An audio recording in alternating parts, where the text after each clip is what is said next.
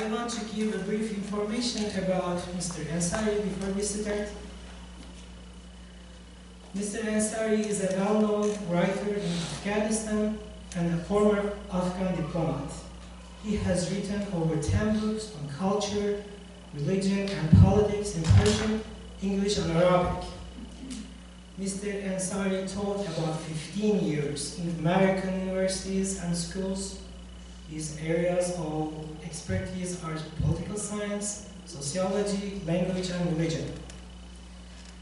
He participated over 100 conferences and wrote more than 100 articles in local and international media, Voice of America, Al Jazeera, BBC, Zaman Today, Open Democracy, and other media published his articles and interviews. So, Mr. Ansari, thank you very much for joining us tonight. Ladies and gentlemen, Mr. Ansari. He requested me to write an article about it, to publish that speech. So I published it, then I found a lot of people asking me to make it a book, develop it into a book.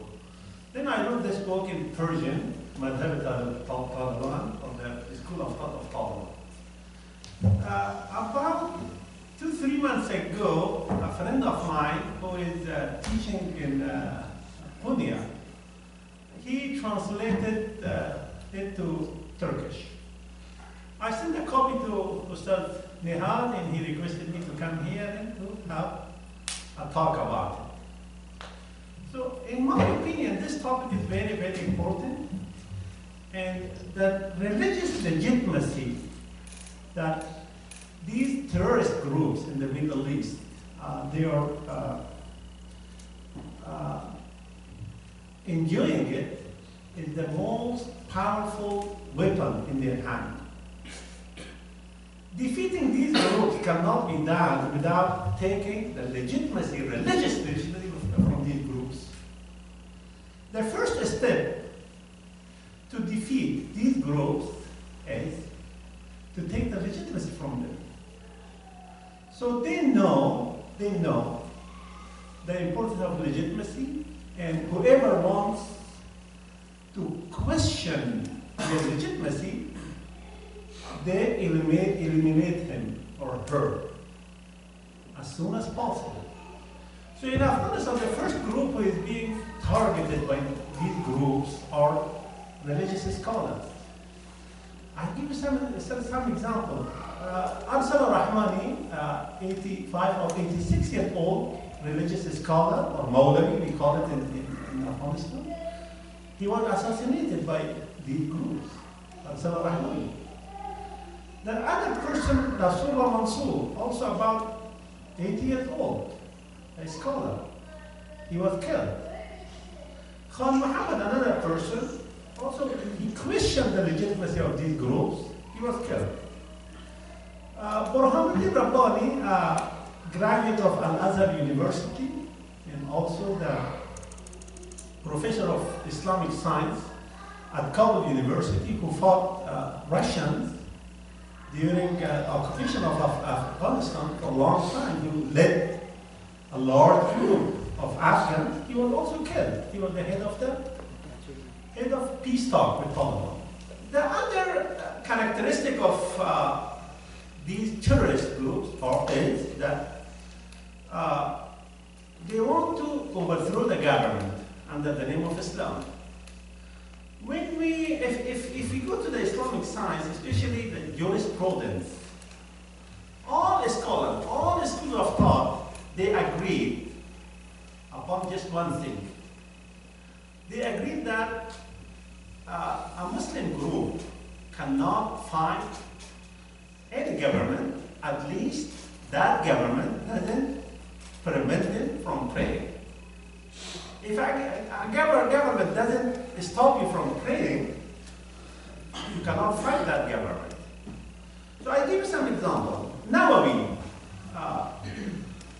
one of the scholars of Hadith, he says, وَأَمَا الْخُرُوجُ عَلَيْهِ وَقِتَالًا فَحَرَامٌ بِإِجْمَاعِ الْمُسْلِمِينَ وَإِنْ كَانُوا فَسَقًا أَوْ ظَالِمِينَ.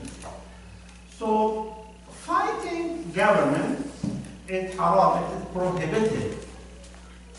According to all schools of thought, according to all scholars.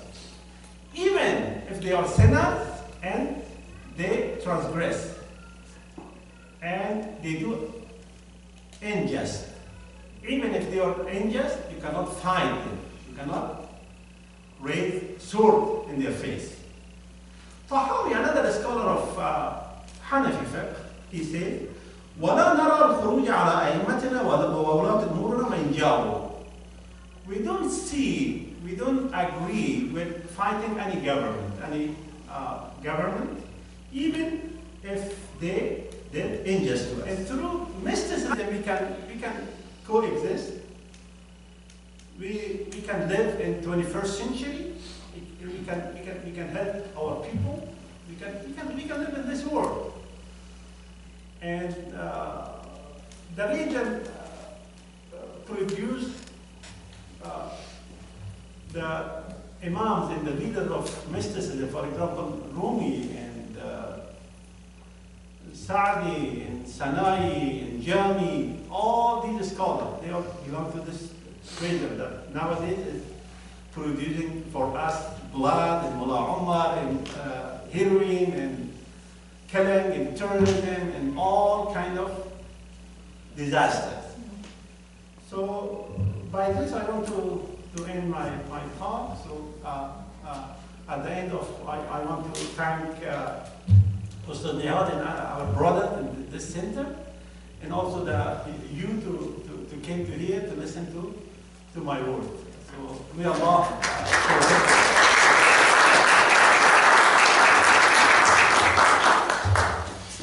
Thank you very much for this informative speech. Can we ask questions? Do you have any questions? easy question. Do they practice Islam? Yeah, they practice it. They pray also. They wake up at night, in the middle of night, and they pray. And we have hadith, tradition from Prophet ﷺ. He said at the end of the time, at the end of the world, he said one of the sign is that a group gonna emerge. They practice Islam, they read Quran, but the Quran doesn't go below their throats. I have a question about, I hear many people blame the Wahhabi or Salafi school as the ideology behind these terror schools. So is there really any connection between them, or is it just misinformation we hear about? Because there are Salafi people who is in Egypt like us, but I don't know if the ideology is affecting them. This is a good question. Actually this talk was very, very short. Actually, I touched the titles. So people of the text. Salaf is also people of the text. These groups are also people of the text. So they have commonality. They are people I think based on what she was suggesting, like these kind of explanations that she gave or you gave, like these are common sense, the real Islamic way of looking at those ayahs or hadiths. But unfortunately, you talk about taking off their legitimacy, especially religious legitimacy, but there is no mainstream Islamic resource or a common place that, so that people can refer those, so that they don't convince these youngsters or who just recently converted to Islam, but they are looking for better ways to serve Islam, but they radicalize or stuff like that. So there is, I think maybe that's the question, or maybe there are efforts that we don't know. Maybe you can. Nowadays, I see a good sign in America, especially among Muslim. Oh, no, I'm talking about like Arab world. Yes, in Arab world. How the people, if they are ignorant, Yeah. like the youth, Yeah. how they can get the right information, how to correct it and how to get it. Let me explain something. In the 20th century, something happened. In 20th century, we had three centers of mysticism. One was in Turkey, one was in Central Asia, the third one was in India. So in Turkey, the caliphate was collapsed, and mysticism and also those values gone. The coexistence according to Islam. Then in Central Asia, Russians came, communists came and destroyed all those Islamic centers. Then in India, colonial power, British, when it corrupted the religious institution of India. Then after that, what happened? The oil was discovered in the Gulf region. So the Gulf region, actually, the school of thought was text.